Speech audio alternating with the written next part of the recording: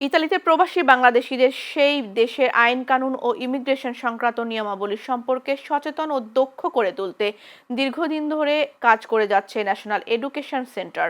Italy থেকে আমাদের প্রতিনিধি মোহাম্মদ জিয়াউল হক জানান, প্রতিষ্ঠানটি গত 7 বছর ধরে ইমিগ্রেশন সহ ইতালির বিভিন্ন নাগরিক সুবিধা বিষয়ে প্রশিক্ষণ প্রদান করে আসছে।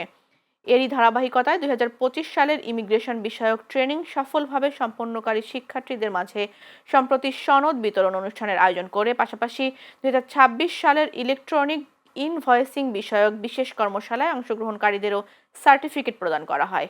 ইতালির একটি 5 তারকা হোটেলে আয়োজিত এই অনুষ্ঠানে প্রশিক্ষণপ্রাপ্ত ও উত্তীর্ণ শিক্ষার্থীদের হাতে সনদ তুলে দেওয়া হয়। অনুষ্ঠানে প্রতিষ্ঠানের চেয়ারম্যান ও এমডি আক্তারুজ্জামান সহ সংশ্লিষ্ট শিক্ষকরা উপস্থিত ছিলেন।